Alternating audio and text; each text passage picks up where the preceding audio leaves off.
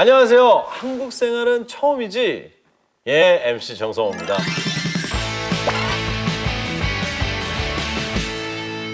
조미영 씨 나와주셨습니다. 안녕하세요. 네, 안녕하세요. 조미영입니다.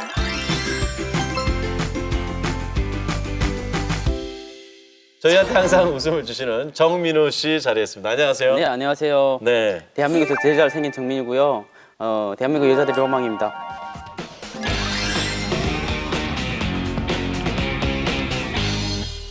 대한민국 모든 여성들의 로망이십니까? 네, 그렇다고 혼자서 착각하고 있습니다. 먼저 착각인 건 아니에요.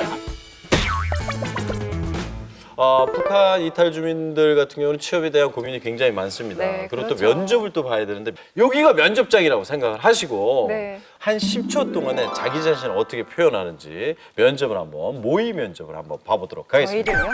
예. 갑자기요? 안녕하세요, 정민입니다. 네, 북한에서 군인으로 탈북했고요. 저 목숨 걸고 탈북했습니다. 그 목숨 걸던 그 정신으로 한 달만 써보시고 열심히 해주시면 제가 열심히 하겠습니다. 이야, 든든하네요. 그럼 딱 한 달만 쓰겠습니다. 월급을 꼭 주셔야 됩니다. 기대를 합니다. 조미영 씨의 진짜 자기소개. 이러면 너무 부담되잖아요. 네, 자, 자기소개를 어떻게 하는지 한번 들어볼게요.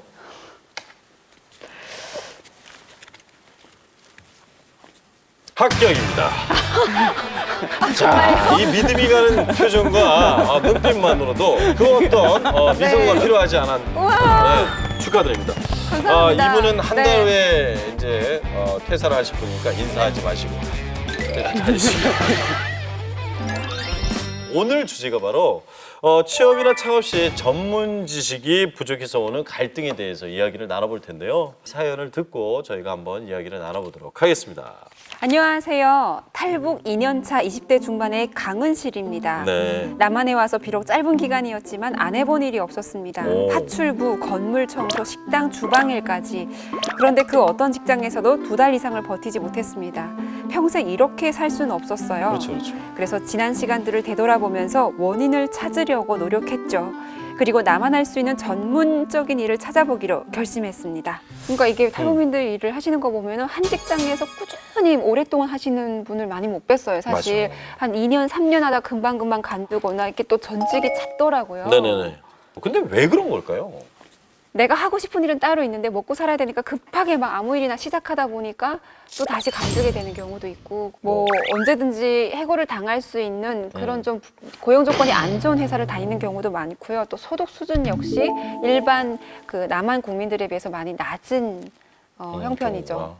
그런 얘기를 들을 때마다 조금 안타깝긴 합니다. 왜냐면 탈북민들도 어쨌든 우리나라에서 정착을 하면 대한민국 국민이거든요. 그렇죠.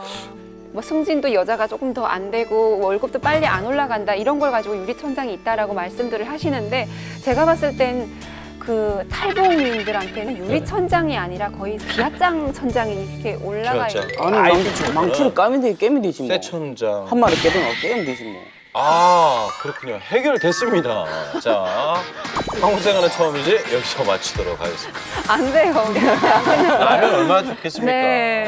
그게 안 되기 때문에 저희가 나와 있는 거거든요. 네, 아직 젊은 나이니까 조금 늦게 시작해도 괜찮다 생각하고 자격증을 따보자 결심했습니다. 결심했군요. 네, 그래서 처음 딴 자격증이 요양보호사였어요. 그리고 얼마 지나지 않아 자격증을 딴 보람이 생겼습니다. 취업 공고가 나는데 마침 집 근처였어요. 네네. 소중한 자격증을 품에 안고 당당히 찾아갔습니다. 아우 참 잘 왔어요. 근데 저희는요 자격증이 필요하거든요. 네, 여기 있습니다. 이거 정말 어렵게 딴 자격증입니다. 이제 저한테 딱 맞는 일을 찾은 것 같습니다. 잘 부탁드리겠습니다. 예.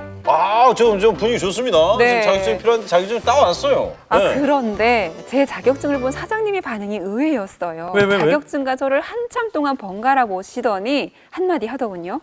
어머 참 죄송합니다. 여기서 일하는데 이 자격증은 필요 없어요. 아니, 왜요? 여기는요 어린이집입니다. 여기는 노인을 돌보는 요양시설이 아니고 어린이집이니까 이 자격증은 필요 없다고요. 아니, 노인들을 잘 보는 사람이 당연히 아이들도 잘 볼 수 있는 거죠. 노인이나 아이들이나 다를 게 뭐가 있습니까? 저 잘할 수 있습니다, 진짜. 참 요양보호사가 아니라 보육교사 자격증이 필요한 곳이라고요. 네.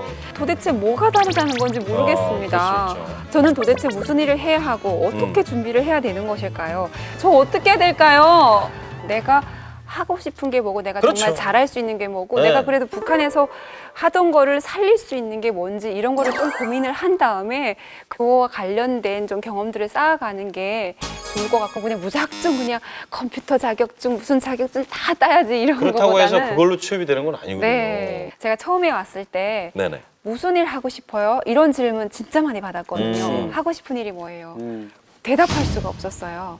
왜? 제가 할 수 있는 일이 뭔지도 모르고 하고 싶은 일이 뭔지도 모르겠고 생각해본 적도 없고. 생각해 본 적이 없는 거예요. 사실 그러다 보니까 어떤 탈북민들은 가끔은 야 그냥 북한처럼 이렇게 동무는 여기 가서 일하시오. 동무는 여기 가시오. 이렇게 좀 배치를 시켜줬으면 좋겠다. 이런 말씀 하시는 분들도 가끔 그게 또 몸에 계세요. 배어 있으시니까. 예, 왜냐면 우리는 직접 내가 뭔가를 생각하고 선택하는 거 익숙해져 있지 않거든요. 도대체 내가 어디를 가야 되는가? 말 그대로 딱 혼자 나왔을 때는 노래 그 자체 난 누군가 지금 여긴 어딘가 이 모습이 된다는 거잖아요. 알겠습니다. 그런 노래가 있었습니다. 듀스에. 네. 안녕하세요. 탈북 7년차 정태준입니다. 저는 북한에 있을 때 남한에 가면 꼭 내 사업을 해보겠다는 야무진 꿈을 꾸고 있었습니다. 그래서 하나원 교육이 끝나자마자 사업 자금을 마련하기 위해 2년간 닥치는 대로 일을 했습니다. 일하는 틈틈이 공부도 열심히 해서 물리치료사 자격증도 땄습니다. 대단하네요. 네. 물리치료사 경력으로 할 수 있는 사업이 뭐가 있을까? 바로 피부관리숍이었습니다. 결심이 섰으면 실행에 옮겨야죠. 피부관리사와 관련된 자격증을 땄고 일사천리로 가게 계약까지 마쳤습니다. 직원도 채용하고 드디어 오픈! 그런데 따당! 이틀 만에 예상치 못했던 사고가 터지고 말았습니다. 수고하셨어요. 이 카드로 결제해 주세요. 손님, 저희는 현금만 받습니다. 그런 게 어딨어요? 단말기가 없어서 저는 현금만 받습니다. 진짜. 아니 카드 결제가 안 되는 가게가 어딨어요? 카드 거부하면 처벌받는 거 몰라요? 나 그런 건 모르겠고 잠만 말고 군소리 말고 빨리 현금 현찰을 주시오. 뭐야 이 사람 말투도 좀 이상하고 혹시 불법 체류자 아니에요? 뭐요? 이 사람 진짜 보사보사하니까 관리 받았으면 돈은 내는 거 당연한 말이 아니야? 네, 빨리 줘. 네, 지금 난리 났어요. 결국 큰 싸움으로 번졌고 화가 난 손님은 신고를 했습니다. 전 벌금을 물어야 됐습니다. 폭력 때문이었냐고요? 노노노노. 그게 아니라 사업을 하려면 영업신고를 하고 사업자 등록증을 해야 한다는 사실을 몰랐기 때문입니다. 안 한 거예요 이거를? 가게 계약하고 그냥 여신 거야. 주변 얘기도 안 듣고. 부랴부랴 모든 신고를 마쳤지만 이게 전부가 아니었습니다. 병원처럼 문만 열어놓으면 손님이 저절로 찾아오는 줄 알았는데 가게는 늘 텅텅 비어 있었습니다. 뒤늦게 홍보의 필요성을 느끼고 전단지를 뿌려봤지만 반응은 신통치 않았지요. 게다가 세금 계산서나 영수증 처리를 하지 않아 세금 폭탄을 맞기도 했습니다. 요새는 북한에 장마당 문화가 많이 들어오고 하니까 북한에서 돈 벌어보던 사람들도 있잖아요. 북한에서는 내가 장사해가지고 좀 잘 나갔었던 거예요. 그러니까 이제 한국 와서도 이렇게 하면 되지 이렇게 근데 생각을 사업자 하는- 등록증이라는 게 없습니까, 북한은? 그런 거 없죠. 없죠. 그냥 무조건 하면 되니까.